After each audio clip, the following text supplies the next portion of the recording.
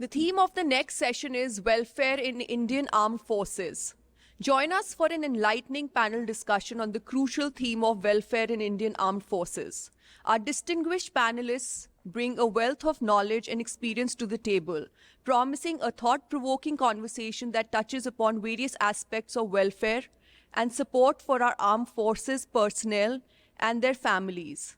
Moderating this dynamic session is Lieutenant General Harsha Gupta, retired, a distinguished military leader with a string of honors to his name: UYSM, AVSM, YSM, VSM. His expertise will ensure a well-structured and engaging conversation that delves deep into the topic. May I now call the panelists on the stage? Meghna Girish, Dr. Jyoti Atwal, Major General E.N. Cardozo, AVSM, SM retired. I also request the moderator, Lieutenant General Harsha Gupta, to come up on the stage, please.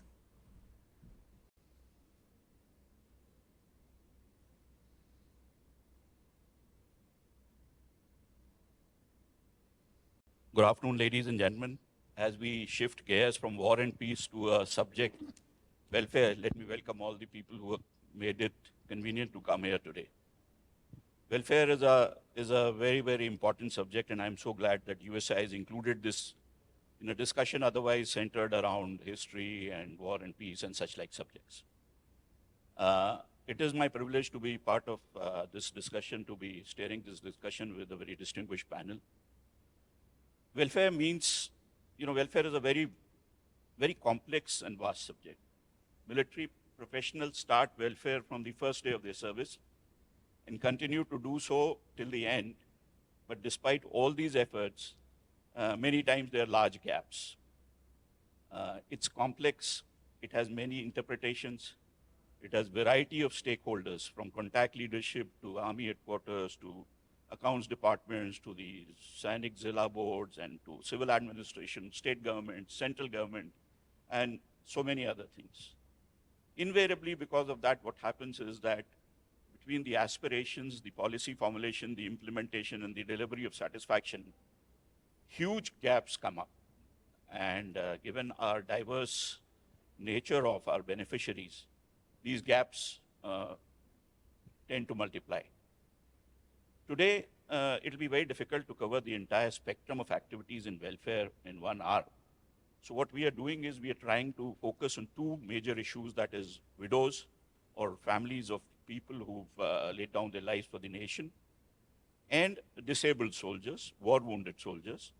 And we'll try and focus the discussion on this. However, should there be any other welfare issues which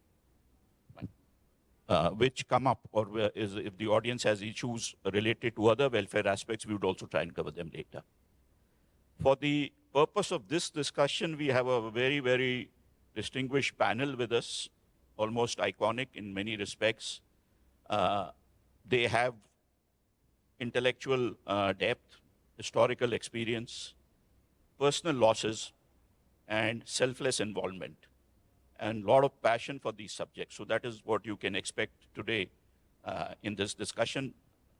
Importantly, we have the iconic General Lion Cardozo, commissioned in 1958, decorated for gallantry in 1959, veteran of 62, 65, 71 wars, lost his leg in 71 war, continued to rise in the army, commanded an infantry division as a major general, and retired as the chief of staff of a corps in the Northeast.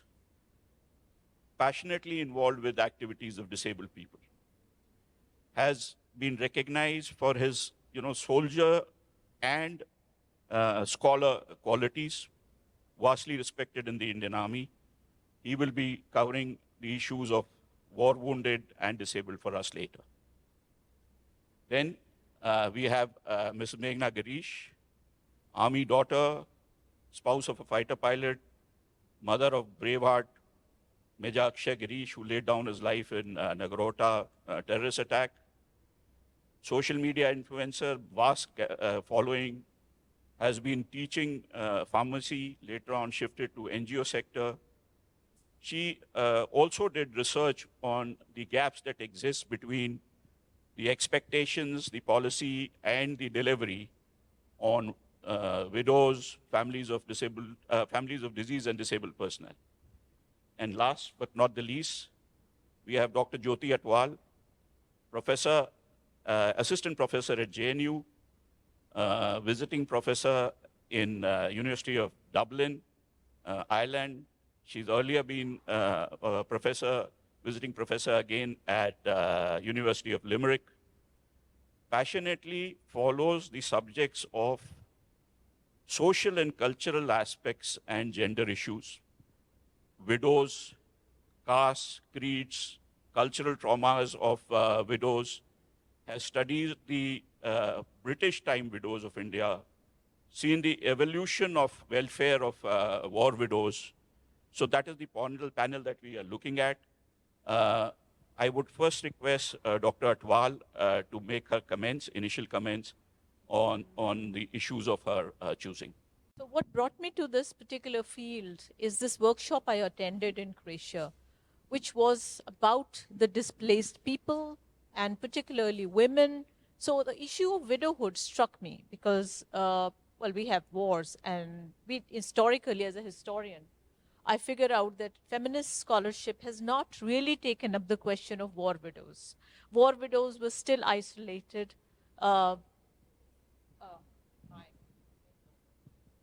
It's not on, is it? Okay. Yeah. Thank you.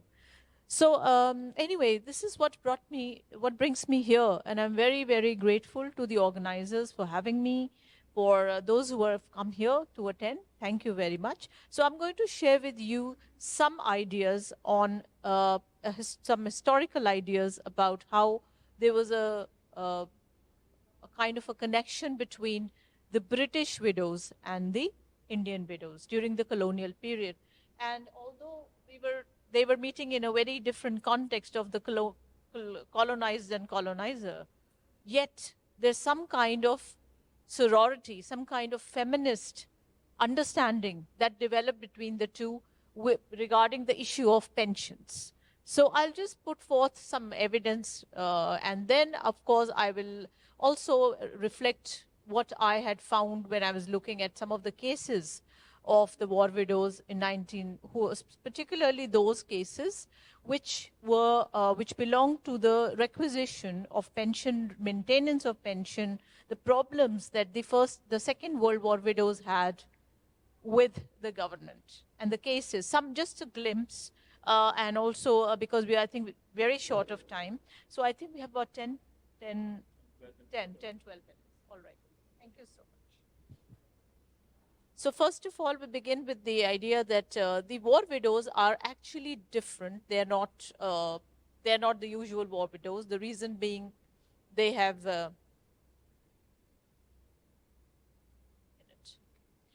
so the Hindu widows in general, the 1956 with Hindu Widow Remarriage Act had brought in some relief in terms of procuring a share in the deceased husband's property, but for the war widows, the relief and maintenance was to be scaled differently, primarily outside the traditional legal domain of the family inheritances and maintenance. The war widows' relief came to be governed by whether or not the war defined nationhood. After the 1962, 1965, and 1971 wars, in addition to the pensions, the dependents of the deceased soldiers, officers, were granted some land or cash as a compensation. When the descendants of those who served in the Second World War demanded similar compensation, they were often refused by the state governments. The position of the state was that the martyred soldiers who fought for the crown for the British India in World War II did not fight for the Republic of India in the wars of 1962, 1965, or 1971. And then there is, of course, a brief history, which I don't think I have time for, but there is a brief history of pensions which goes back to 1927, when after the First World War, there was an effort on part of the British widows to push for pensions. And there were several letters and documentation that exist in the British Library to show that. But what I'm going to talk to you about is of course, a case where a lady who had sympathized with the with the with the uh, with the Indian widows.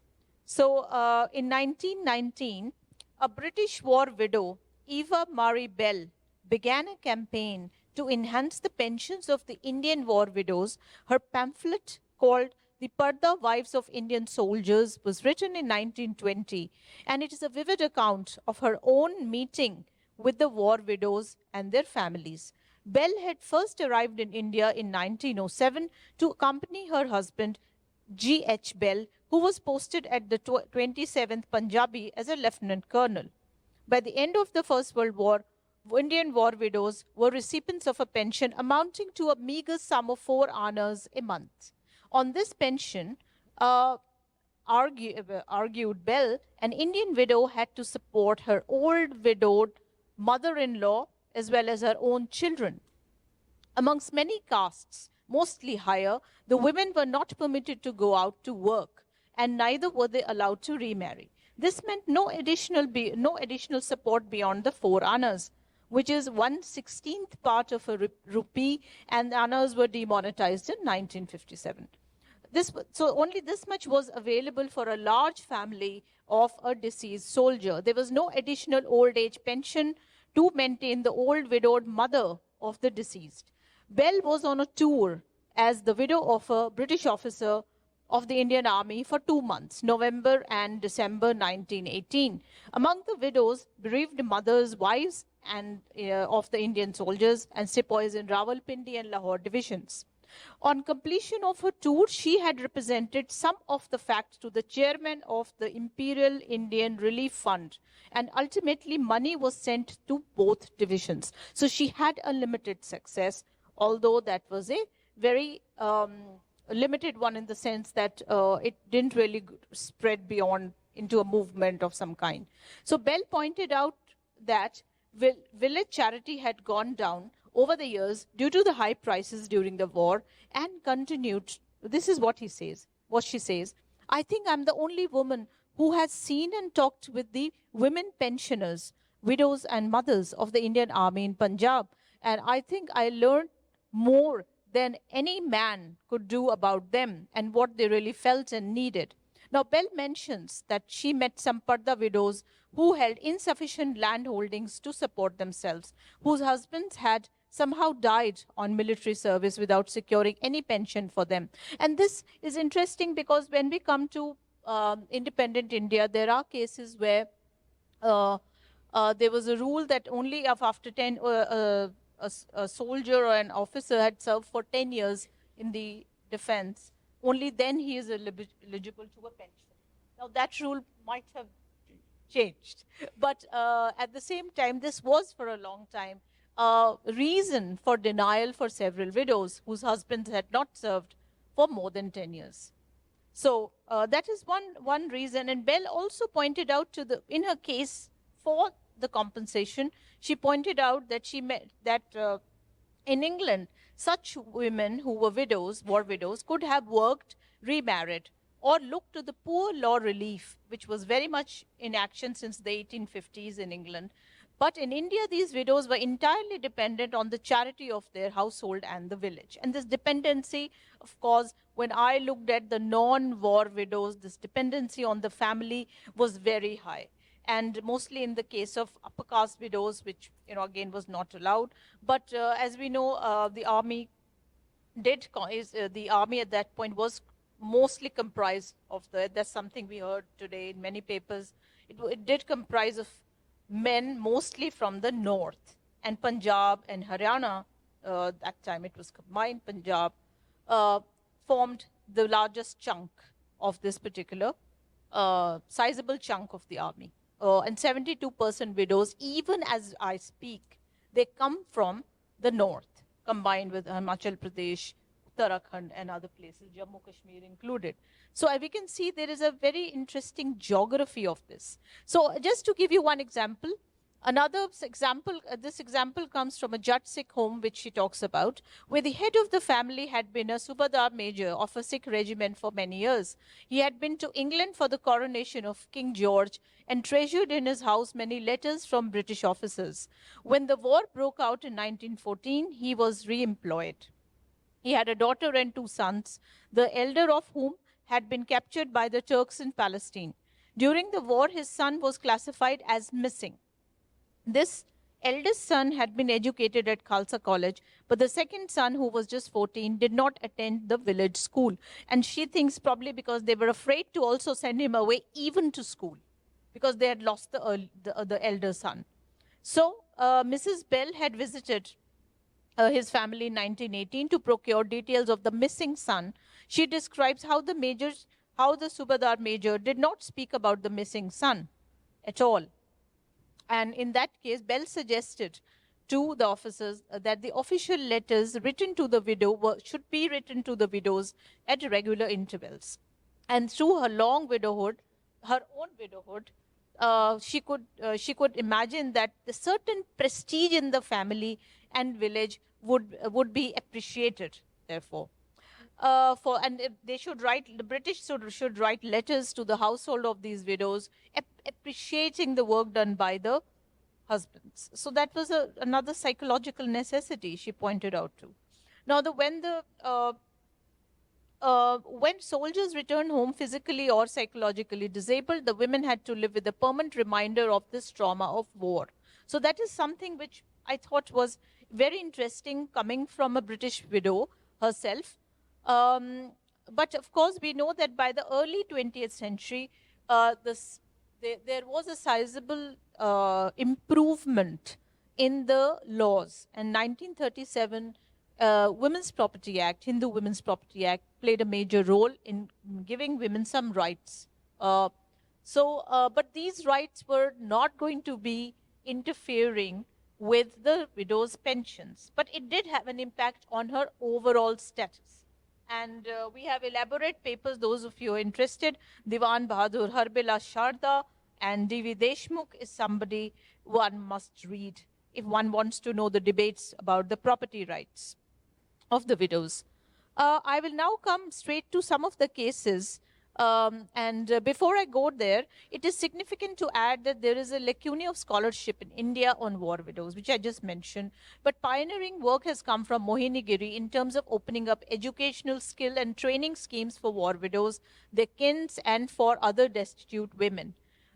Giri has argued against imposing a renunciatory temptress imagination of widows.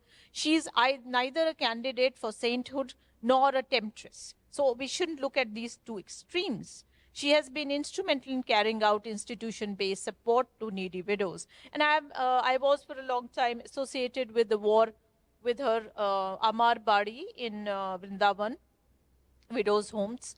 And of course, this had looked more like an old age home, but also she's focused on several kinds of reforms. So I have some very limited experience in this field.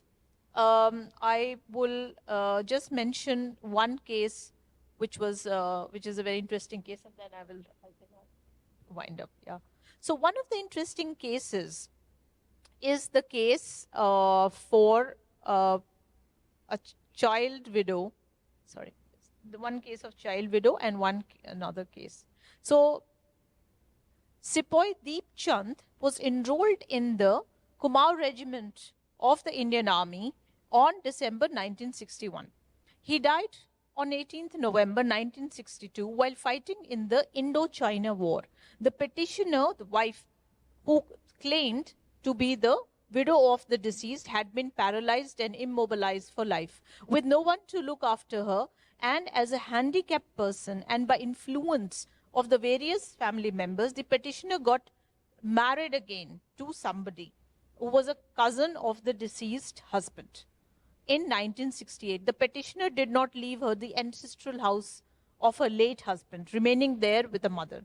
In 2002, as late as that, the petitioner was informed by the authorities that she would no longer be entitled for a special family pension because because of a Government of India Act of 1972, which forbade the award of a special family pension to a widow on remarriage to a person other than the real brother of the deceased. Now, this stands as a problem that many remarriages have also not been recognized. And because of these remarriages, several cases, the widows have been denied a pension, although by the 1956 Act, they could remarry, and that has been sorted out legally. However, what is very interesting is that the remarriage itself remains a question. We have seen that in the case of Leena Parmar's work on Kargil widows, there were most of the widows that, whose case was seen and studied, they were very young when they died, when the husbands were martyred. So they came back, and a good amount of compensation was announced. And many of these family members actually forced the widows to get remarried to either the younger brother of the deceased or somebody in the household. So that was another kind of coercive treatment of the widows that we saw. And I think there needs to be some more work done on that kind of a thing. And that is one thing. The other is, of course, generally the war widows, have, I know example of Damayanti Tambe, who has been in JNU, who was in JNU. She was our sports director. And she is one such widow of a prisoner of war, and one of the missing, her husband was one of the missing 54. And so she lives with the trauma, that's what she says, although there's not a question of compensation, but there's no closure to this. So I think we could also look at some more psychological help to the widows in many ways. And I think in conclusion, I would say that this subject needs attention, begs attention from not only policymakers and social workers, but also scholars. Because I think we need to do a lot more survey, and I think we can do it better if the institutional framework is there for multidisciplinary studies. Thank you very much. Thank you.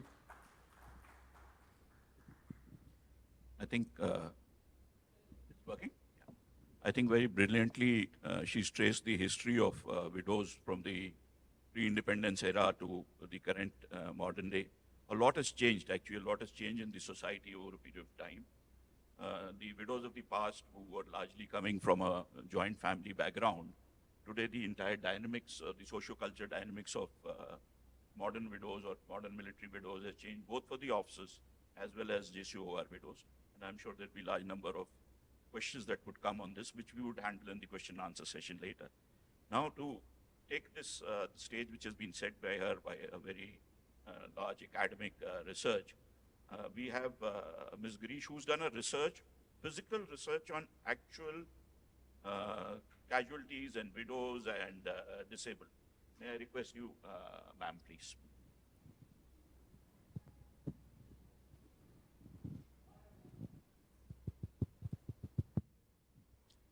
Thank you very much, General Harsha, and thank you all for being here.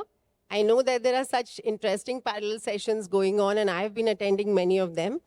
And ours is very different, but I'm very thankful to USI for including welfare in the armed forces, because both as people who are affected and those of us who have been part of the armed forces for a very long time since childhood, this is a issue that has come up newly to me, but it begs a lot of attention. All the sessions that we've been seeing are related to war, and war means casualties. And what happens to the families after the event. So I think that is primarily what welfare is all about. And I started leading a collaborative study, not just from our organization, but with a few others, to look at a national picture.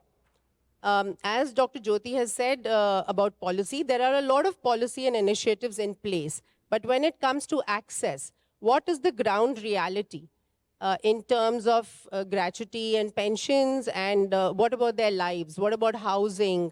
What about children's education? What about jobs for the war widows? What about you brought up a very important thing. What about the mother-in-law, the families, extended families? And what about the long-term rehab, medical, etc., etc.? Now, when we looked at data, there's no specific official data, but the study that I initiated was from Kargil war onwards. So let's say in the last 24 years, we from data we got that there were about 4,500 to 5,000 soldiers killed in action in this period of time. About half of them would have been married, and so the remaining, of course, would be their families. And when we looked at the gaps, there are many, many case studies in it. It's a large survey done with a whole group of young volunteers across the country, 18 states of India, actually. And when we looked at the actual gaps, which is what we looked at, we saw that when it came to what was to come from the central government and the armed forces, that is the ex gratia and the pension, that was in place, generally.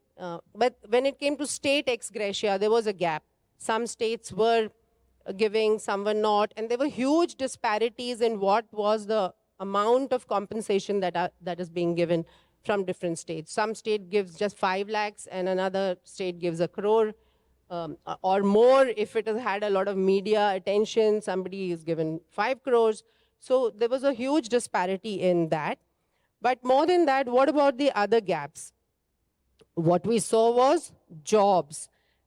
Now, jobs is very much a state government subject. So while everybody promises jobs, those jobs are not really offered to the war widow.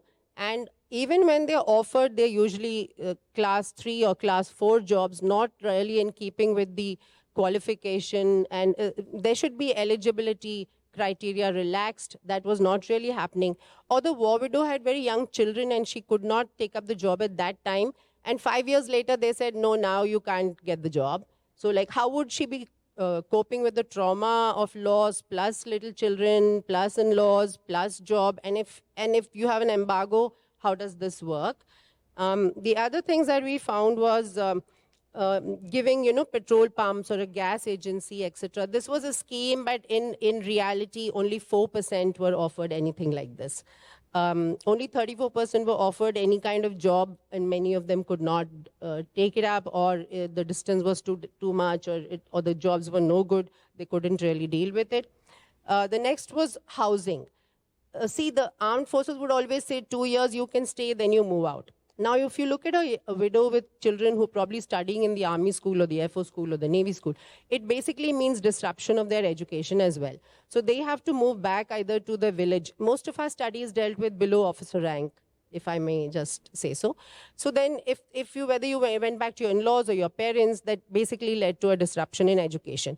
So there has been a lot of advocacy around this, and now the armed forces have extended it to 3.5 years. You can retain accommodation, extendable to another 2 years if your child is in a board exam. But my point is, as a nation, I think we can do a lot more. If the lady wants to live on in a housing at nominal rent, I don't see why that can't be looked at as a welfare measure. In terms of numbers, they are very small, and it's always a choice. Or even maybe give them a house through all these Air Force Naval Housing Boards at cost price, which some state governments, like Maharashtra, gives at 9 lakhs cost price to their police personnel widowed. And why isn't that happening in the armed forces, at a cost price? Why can't they be offered a home in their home state if it is at cost price? So these were some of the things. The others, fees reimbursement for their children, children's education. It is actually right up to degree. It is happening, but only 62% are actually having access as per our study. So there's still a gap. And when it comes to medical facilities through ECHS, 69% said they have access. So there's still a gap. It's either distance or no ECHS cards or not renewed, or so many of these issues. Then travel within the home state. Some states have given free bus passes on non-AC buses, but that's also very few and far between. Only 40% claimed access. And when it comes to train and railway concessions, on paper, it all looks, it's there, but only 47% actually had any access to rail or train concessions. So this is what it comes to when we look at the Veer Naris, as you call them. War widows are basically of soldiers killed in action. And this whole thing about why the study is related to killed in action is because there's a certain honor attached with gave his life fighting in battle. The other widows who are like, say, physical casualties or otherwise medical, they are even worse off. So if these people don't have access, so the access gaps are definitely going to be pretty much larger in case of others. What we found in terms of policy in this case was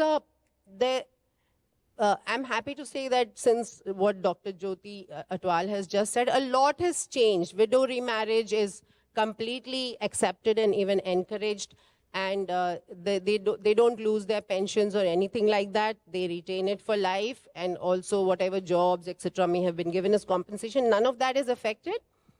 But the big lacuna that we found was that parents of the married soldier. Now, there's a next of kin definition, which we found in this whole thing. There's a next of kin. There's one person who's designated next of kin.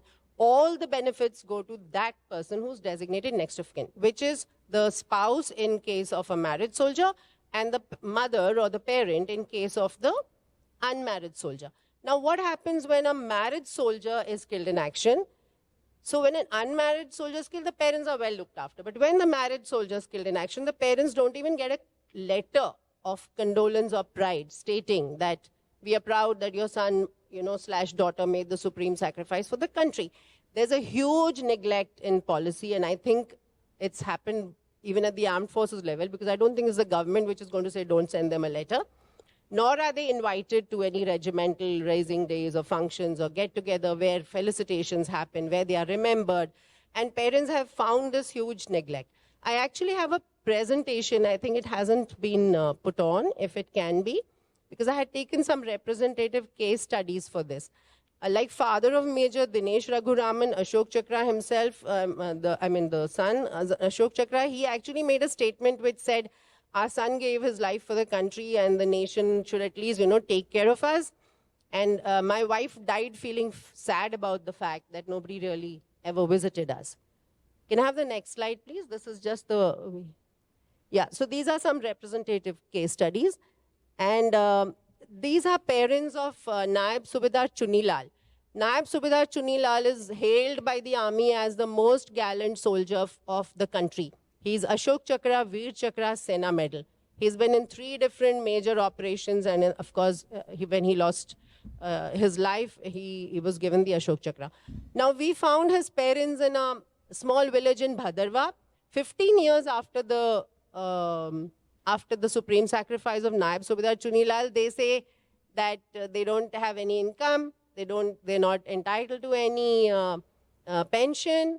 And they didn't even have ECHS cards, so much so that when his father fell down in his farm, his other son, who has a private job and no such ECHS facility, had to borrow 1.5 lakh rupees for his father's treatment, which was a big burden on the family. And I think it's very sad if we say, oh, we're there for the family, but you're not actually there for the family. Because had his son, he said, had my son been alive, he would have looked after me.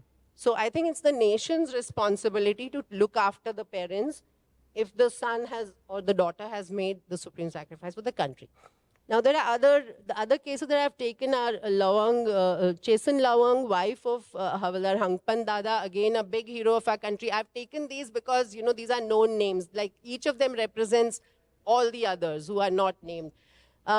She said that I'm still continuing in the job that I was already working in because nobody's offered me another job. I have 3 small children, so how do I don't know how, I don't have all these cards. I don't really know how to get them. And of course, this is at the time of the study, which was in 2020-21. I hope that since we've submitted this report and it's been published, etc., those gaps are being filled and they are being bridged. I know that a lot of things are happening since then.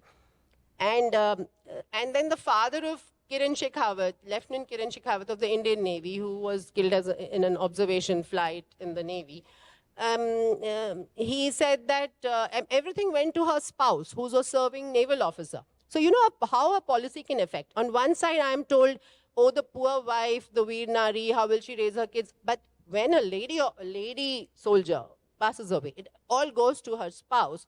And so what about beti bachao, beti padhao, or fir bhul jao? So the parents are still left high and dry. So I think policy really needs to be fair. And there was apparently, Dr. Mohini Giri was telling me that there was a suggestion made from the War Widows Association to share the ex gratia and the pension with parents if they were not pensioners themselves, and in a way that after their lifetime, the pension reverts to the widow or the spouse. So it's not like an additional financial burden as people think. So this is one major policy gap which exists, and we've actually presented a paper to the chief as well on this. The other study that we've done with Major General Ian Cardozo as my guide, can we have the next slide please, is on the war wounded, disabled, and disabled cadets boarded out of training academies because of injury during training. Now, these are two cases, again, I have just taken as representative cases. The first one, Nayak Digendra Singh, Kargil hero, Mahavir Chakra. He had to go to court for his war injury element of pension. And it took 5 years for the tribunal to actually sanction him. And why this happened is because he continued to serve after the war. Then somewhere after 5 years, he found that he was having difficulty with all his disabilities. So he asked to leave voluntarily. So when he left, they said, no, you're not entitled for this war injury element of pension. So he went to court. Finally, it took 5 years, he got it. But that affected his benefits from the state government, which was part of the Kargil package. So this has a cascading effect. And you know, for a war hero who says, even today, if my Paltan calls me, I will be back and ready to fight for my country, but the armed forces in the country hasn't treated me right, this hurts. This should never have happened. And the other cases of officer cadet, Shubham Gupta, he was boarded out of NDA after an accident in the swimming pool. When he dived, he hit his head. He's paralyzed neck downwards, and he had got a wheelchair, an automatic wheelchair. So when the wheelchair became old and it was not working properly, he wrote to the army saying, can I have another wheelchair of this particular type? Because all that moves is a little bit of a hand movement, a finger movement.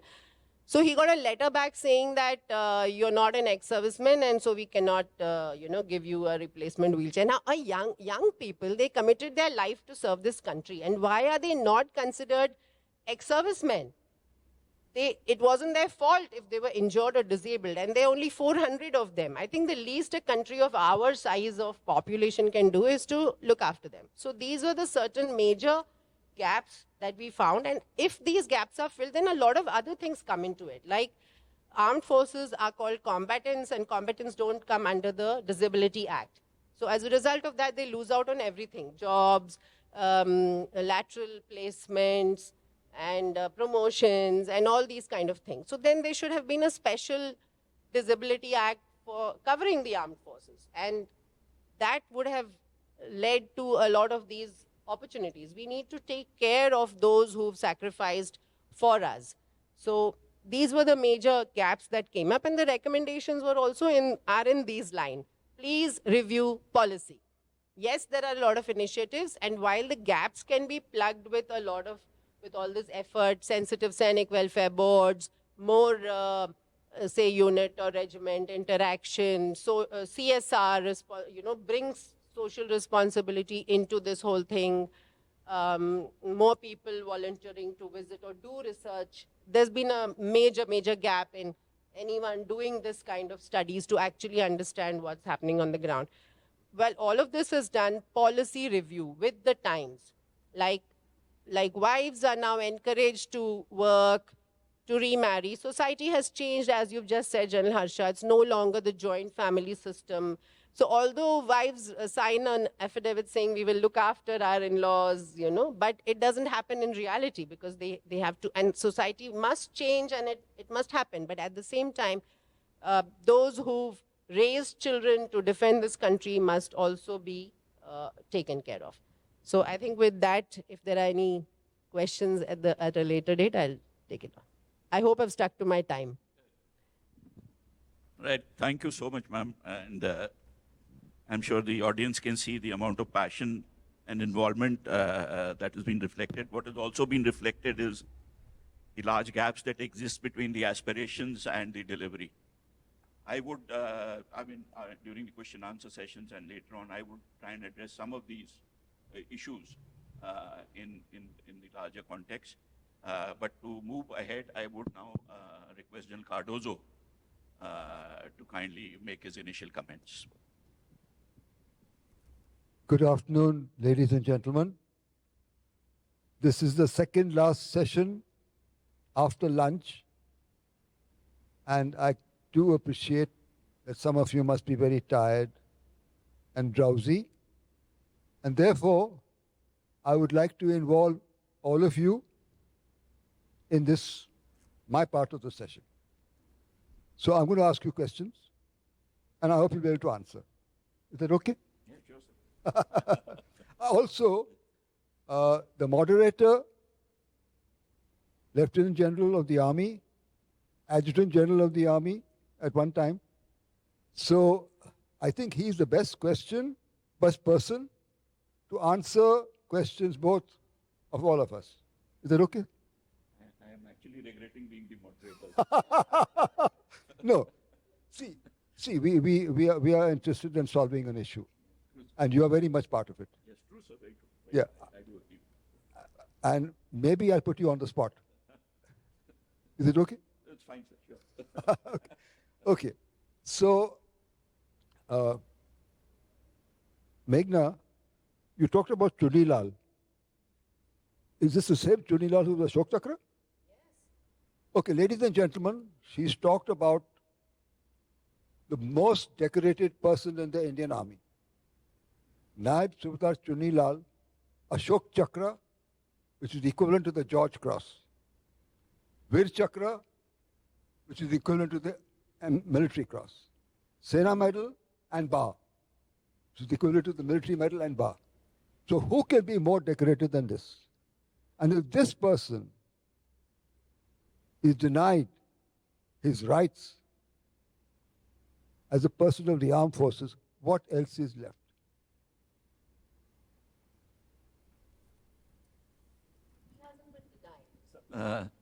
Can I just... Okay. Have I said something wrong? No, his parents have been not given any share, although his father has no income. Okay, I'm sorry. Okay, I take that back. You're talking about Naik Brigade Singh. No, I'm talking about Chunilal, the most decorated person in. Most decorated. Sir, can I, on Naib Subedar Chunilal, since I personally have been to his father's house in Badarwa, where we unveiled his statue and a garden in his name when I was the corps commander there. As far as 8th Jackli, he's 8th Jackli, and 8th Jackli is extensively involved with him and his family, including his parents. In fact, General Satish Dua, who he, despite being a retired officer then, he drove down on his motorcycle for this inauguration. So to that extent, the relationship between the Paltan and the parents is there. However, as per the policy, the dues may have gone to the wife, which definitely is there. Let me here add, ma'am, so that to clarify, there is a provision where the dues can also go to the parents, and 4 authorities, that is the sub-area commander, the center commandant, the KSB, and one more person, is authorized to adjudicate. They call both the parties, and they kind of find a solution when they send their recommendations to the pension department. Until the time the parents are allowed, they get a portion. There are cases like this. I'm not sure whether Naib Subedar Chunilal's parents have really sought this. I'm not too sure about that. The provision exists, I can only say. So we asked him that because we do know many families where they've got up to 30%, 20%, 25%. So he said, हम डोडा गए थे and वहाँ पे एक major या lieutenant colonel officer बैठे थे. उन्होंने बोला आपके बेटा शादीशुदा था, आपको कोई हक नहीं है उनका मांग करने में. And उन्होंने हमें डांट के भेज दिया पहली बार. So how will we go again? Parents are very dignified people. And then they said, when our son is only not there, then why should we be fighting for it? Let anything happen to us. It's okay. So I don't agree with this. There's a difference between being involved in the honor of Naib Subedar Chunilal as a war hero, and there's a difference between welfare, which is about taking care of the needs of the family which is left behind. That has not happened. And I know that because we, through our own contacts, now about 5,000 rupees his daughter-in-law is putting into their account, and from the unit side. And even the unit says, your son is such a great hero, he sacrificed so much for the country. पलटन की इज्जत और उसकी इज्जत कम नहीं होनी चाहिए, ये सब बातें नहीं करनी चाहिए. So, this is the reason why we also keep it down, but then this is a small audience. So I think that one has to distinguish between honor of soldier and honor of welfare of family. And what if it was a soldier who was not a gallantry hero? Then what happens to the family? So I really think that these two must be kept apart. Thank you. Thank you, Meghna, and thank you, sir. As the Adjutant General, maybe you'll be able to answer a query which I have, which happened to I was a company commander. My batman, my runner, got killed, and his father was Army JCO. Now, is an army personnel whose son dies in battle entitled to a pension, a second pension, meaning maybe he's serving, maybe he's retired, but his son has died in battle and someone is due that pension? Is the father of a deceased son killed in battle entitled to his son's pension? I will not be able to immediately answer that, but I will get back to you. My understanding is that the second pension is being given to parents, but still to be. I said I will confirm to you, but my understanding is that a second pension is being given to such parents. But I would like to first confirm it and tell you authentically if I have to give it to you. Sir. I'll be grateful, sir, because it's a live question. I Paltan, my runner. Okay. Now, ladies and gentlemen, I was part of a disability rights group agitating for the rights of persons with disability, not army. And it's a long story. We started with what is called awareness raising, then went on to advocacy. Awareness raising means we want the government to know what the problems are. If the government doesn't respond, then we go to advocacy by having seminars, discussions, discourses, calling the government representatives to listen to what we have to say. And if that still doesn't work, we used to go on the streets and fight for the rights of persons with disability. I've been arrested 5 times on the streets of Delhi. However, the issue, we as a disability rights group initiated the disability rights law in 1995. And that was followed by the disability rights revised law in 2016. Unfortunately, and now the clause 14 of the Constitution of India states very clearly that all persons of Indian origin of India are to be treated equally under all circumstances. But despite the fact that this law applied to all disabled persons, armed forces personnel are not coming under this law. So we are denied most of the benefits, some of the benefits which accrue to people who are civilians, who are disabled for whatever reason. When I took up this case, I was part of that group, but they said, no, the government says that the armed forces personnel, there are different laws for them, and therefore we will have another law to cover armed forces persons who are disabled in war. That has not happened as yet. So I don't know where we stand, what will happen to us. Nobody really bothered. So I'm past the stage when I can go and fight on the streets for soldiers. Who's interested in soldiers? Even the disability rights group which I belong to, they said, "No, ye to ho jayega, government will do it." But the government never did it. Army headquarters never did it. So we are left hanging fire.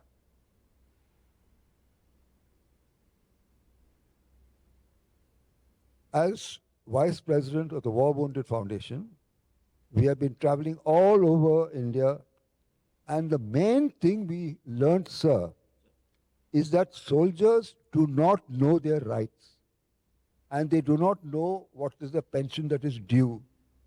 So I requested, after, of course, we should have done it ourselves, but we did not. We need to have a small booklet sort of thing by which every retired soldier, educated, who's not very conversant with the law, must know what are his rights from both, and concessions, both from the state and from the center. So I have requested earlier the Adjutant General's branch and the War Wounded Foundation to work together in collaboration and work out this. Is something which is very much desired. Something happened to me which is not a very good thing, sir. After I got wounded, now I was amputated 3 times. Each time you are amputated, the skin to cover the stump takes 4 months to grow. 4 months. Of course, the amputations took one after another. But I was in hospital for more than 6 months. So I left hospital after 9 months and reached my posting. And I get a letter from the CDA. You have been in hospital for more than 6 months. So from now on, you will be on half pay till all the amount which was spent on you in the hospital is recovered. Now, I didn't get wounded playing marbles. I got wounded fighting for my country. And I'm not talking about myself. I'm talking about all the war disabled. All of us got this letter. Vijay Oberoi, myself. It happened in 1965. It happened after 1971. It happened after 1999. Why did it take? Finally, after we made a big noise about it, after 40 years, this rule was cancelled. It took 40 years for the government to make amends. Why did this happen?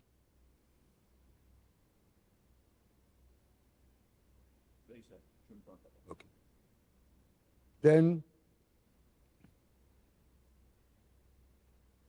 the government of India's attitude and the Ministry of Defence's attitude to the war disabled, in my mind, is a very sad state of affairs.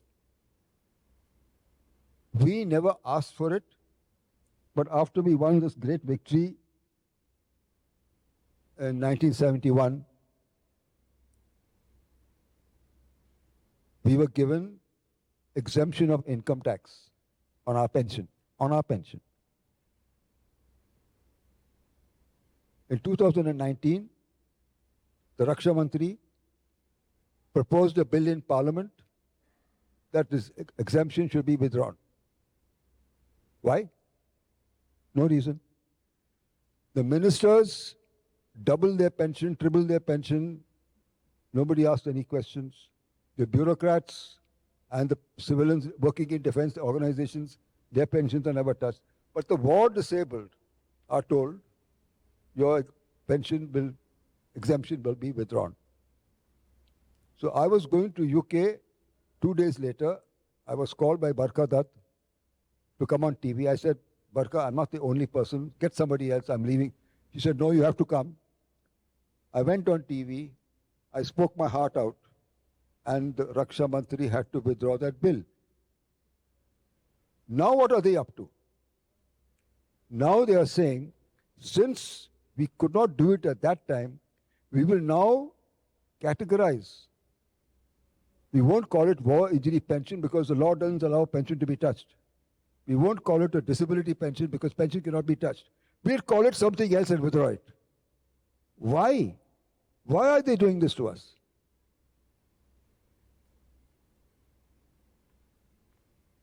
I don't know. But this is what they're doing. And there are a large number of soldiers who have to go to court, and it is the MOD which is fighting against their own soldiers in the court. Now, people will say, why is Jan Cardozo bringing up all these issues? It has to be brought up by someone at some time. This is what's happening. So who's going to fight for us? Hello? How about you? Will you speak for us? People in uniform cannot speak. Sorry.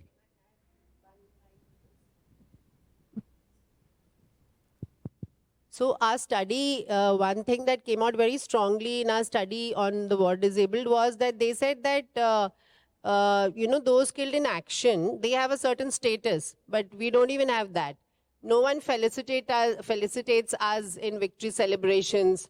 We are not being invited and feted for our role in the war. So I think the least any of you who run any kind of functions or events or organizations can do is please get in touch with the War Wounded Foundation, and at least let's make a start as citizens of this country and get our war wounded into limelight for the sacrifices that they have made. The picture is not that dark and bleak. When I got, it's a strange story, but a fortune teller told me before the war that I would get badly wounded, but I wouldn't die. And I had to go to staff college, and I went to an insurance agent, and I said, can you please insure me against death and being wounded and being disabled? They said, sorry, we don't insure people for death and wounded in battle. So there was no insurance policy, and the army headquarters came to our rescue, and we had now what is known as what is it called? No, there's a army group insurance. So you got to contribute something, but we got the very substantial insurance benefits for people who die or get wounded in battle. And that's still continuing, isn't it? Yeah. Okay. So let's talk about the good things also. As Meghna, Girish has said, there's war disabled people, there's no category. There's war widows, but there's no war disabled category. So there's no way in which we can be categorized so that special benefits can come to us. We need to be categorized as a special body of people. You agree? Maybe you don't agree, it's okay. No, I definitely the war widows and the war disabled deserve. I said war widows and war disabled definitely deserve maximum kind of recognition and whatever benefits. I cannot say I do disagree, so I fully agree with you. Thank you, sir. And you already answered the question about the unmarried soldier. You'll find out and let us know. And I support Meghna, Girish totally in the sense that when cadets get disabled during training, it is most unheard of and sad that they are not covered by any policy. There needs to be a little bit of flexibility in the way we deal with people. If you don't look after cadets who get wounded, why should anybody join the NDA and the IMA and the OTA? They'll not join. You'll get the dregs of society. The better people will not come. If the war disabled are not looked after properly, who will stick out his neck in the next war? Agnipath now says 4 years of training. That's a separate issue. I won't raise it here. But the point I'm trying to make is that we need to see when the 1917 war took place, initially, we only wanted to capture enough land in East Pakistan to allow the refugees to go back. But flexibility in the army's thinking helped to change the aim, and Dhaka had to fall. So I'm trying to say is that we need not be so rigid. We need to be flexible. We need to be open-minded and solve problems in the best logical, sensible, mature manner possible. That's all that I want to say, sir. Thank you very much, sir, for bringing out so many, physical issues which affect people. And I've been reminded that we are getting short of time. So if there are any important questions, I'll take them on before I give the closing remarks. Anybody? Yes, please, go ahead. First of all, Meghna ma'am, thank you so much. I'm one of your Facebook friends, and I thank you and your family for the supreme sacrifice of your son. And sir, as a war-wounded person, I will definitely, as ma'am had said, that we will create awareness so that I'm one of the colleagues of Dr. Jyoti Agarwal over here in JNU. And yesterday, one of my students has got selected, and I took a photograph with him. And I really hope for his good health. But yes, as you know, war is war and anything is possible. My question is this. We hear about war widows, but is there anything also like a war widower? Because we do have our daughters now joining the army, all right? So that's one thing. Second thing, when we are talking about war widows and we are understanding the situation as in where the money has to be distributed between the parents of the deceased soldier, and we are all expecting it to be only male soldiers. When you are having women who are joining the IT field, and we are talking about husbands becoming stay-at-home dads, so we are going to have in the future maybe stay-at-home dads whose wives are in the army, and then at the age of 40, 50, if they lose their wife, the husband gets the money, like in this situation as we're having the wife getting, the widower. Then what about the girl's parents who might be in their 80s or 90s? In-laws also are there. So I'm just saying this, that the government should actually think about even that scenario and not only the scenario that what we are seeing right now. So that's what I want to say. Thank you. Yes, ma'am, please. So yeah, that's an excellent observation, and we have more and more women in the forces now from the courts and from the from all ways.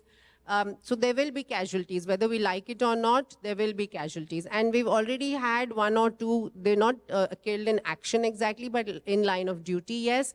And what has happened is, in that case, if the girl is unmarried, then her parent is next of kin, and so the benefits are there. But we do have Kiran Shekhawat, who was married, and so the benefits have gone to the spouse. So this is the question that is being asked. You know, in all the years that we've heard about the poor widow, the Veer Nari, what will she do, what will she do? So the parents are now saying that, what about us, you know? So this will come up, and that is why I feel it's very important to review policy. That's exactly why I feel it's very important to review policy. You can't call him a Veer Purush by any standards. It will not be accepted. And in India, we don't have a social security system. It is our families take care of each other. That is, parents and children take care of each other. That is our strongest social security. And that balance must be maintained even through policy. This is something that a lot of people have brought out through the study. Who has survived 3 amputations, having to convince the government because they are not thinking ahead. And as ma'am has rightly said, if we are having our daughters going into the army, being equivalent to men, I'm a mother of 2 daughters. I'm waiting for an opportunity. I couldn't get into the army, that one of my daughters get into the army. God forbid if something like this happens, okay, not for me, but for the other women, we have to look for their parents, and we shouldn't wait for that last minute where our daughters have to go to court, fighting against the Ministry of Defense, telling them and convincing them, or their parents, I mean. In fact, I'm aware of some of the lady officers who've given their next of kin as their parent, and they don't want to change it after marriage. So it's going to happen, right? So I think really this really needs review. Thank you very much. Can I just kind of add to what has been brought out to make the situation a little more clearer? First of all, it's not just about war widower. Today's changing socio-economic conditions are such that many times even the male officers who are coming in from backgrounds which are very basic, which are very rural and not so well off. And many times they marry into ladies who are working women, who are earning well, working in corporate, etc. And financially they are much more stable as compared to the parents. However, you see, on marriage, every Jawan JSO officer fills up a form known as nomination and fills up a will. The basic document to whom the entitlements will go in case of loss of life is based on that document. In case the Jawan or the officer feels that his parents deserve more percentage, he can always fill up that percentage when he's filling up his nominations, and there's a whole system of nominations which is carried out.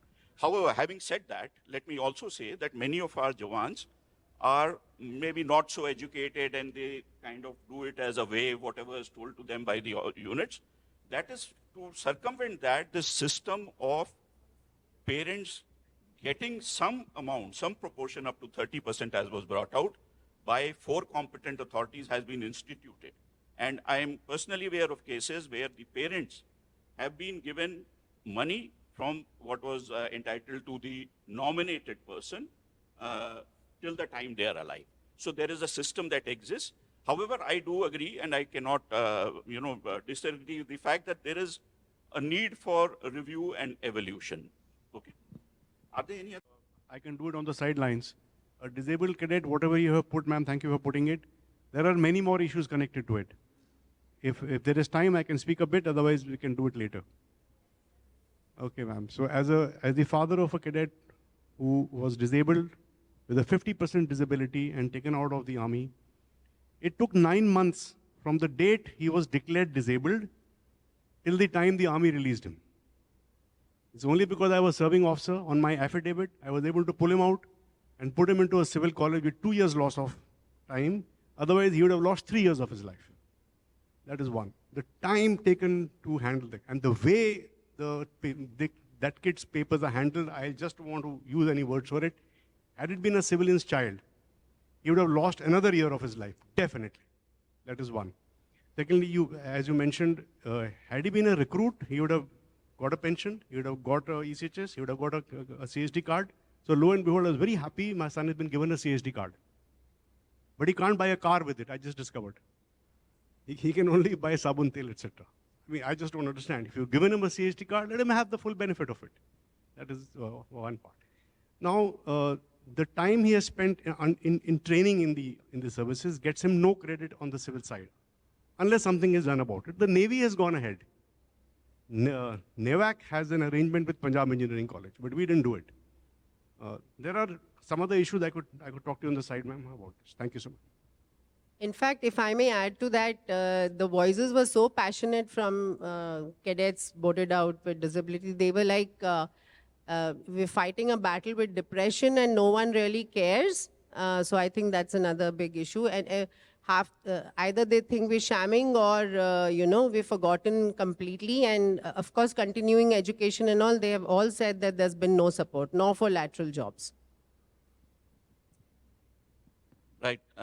Ladies and gentlemen, you would have seen this has been a very, very interesting, passionate discussion. I do understand that a large number of issues which could have been discussed could not be discussed because of shortage of time. There are aspects which maybe I can discuss later. At this stage, what stands out is there is vast gap between aspirations, policy, and implementation. There are multiple reasons to it. There are multiple reasons to it because first of all, the processes have evolved over a period of time. General Cardozo said you can make a small booklet and issue it. Let me tell you, sir, that when I was the AG, we issued a booklet, it was 320 pages. Because the processes have, for everything related, including state government, central government, accommodation, CSD, ECHS, I mean, there are such large issues for widows or disabled or this thing, that it can't come in a small booklet. However, these things are available online on DSW website and on AG's branch website, ECHS websites, including all the forms, and we have converted it into a Roman now, and it is available in Roman. So maybe it'll be a good idea. But the point of the larger point of strategic communication, a need for strategic communication, exploiting all forms of media, including social media, YouTube, do-it-yourself videos, etc. I think that is a point well taken, which possibly will need to be taken up. Other issues which stand out is empathy, particularly at the cutting edge level. Because what happens is, I can say it, quite categorically, that there is no lack of intent at any level in the army. It's just that when it translates to the last mile, possibly the empathy and the kind of understanding and responsiveness is inadequate because possibly a KSP is manned by people which are not directly involved, maybe, or the quality itself suffers or numbers suffers. Communication strategy, support system, like what was brought out regarding Naibsudar Chunnilal, although I believe Jakla is quite in touch with the family, but the support system is another thing which we need to work on. Grievance redressal mechanism, another thing which has been brought out, because what is standing out is that the grievances have not been addressed, or they're taking too long. So there is a problem. The problem was that till now we didn't have a digitized database. Now with Spursh coming in, hopefully things will settle down because we'll have a digitized database of every casualty, every widow, every pensioner, and we'll be able to take it ahead much better. Point which was made about legislative support, there is merit in it, maybe having a separate parliamentary committee for ex-servicemen, widows, and disabled would possibly help. So there are these issues. A large number of other issues have come up, which I'm sure once the USI report goes to the Ministry of Defense, these will be represented. I'm really sorry to interrupt. At this stage, I only have to now thank the panelists, General Cardozo sir, Ms. Girish, Dr. Atwal, for such extensive work, for your passion, and for bringing out all the issues, and the audience for having taken part so vociferously. Thank you so much, ladies and gentlemen. Ladies and gentlemen, I think I have misplaced my mobile. If you find it, please give it to me.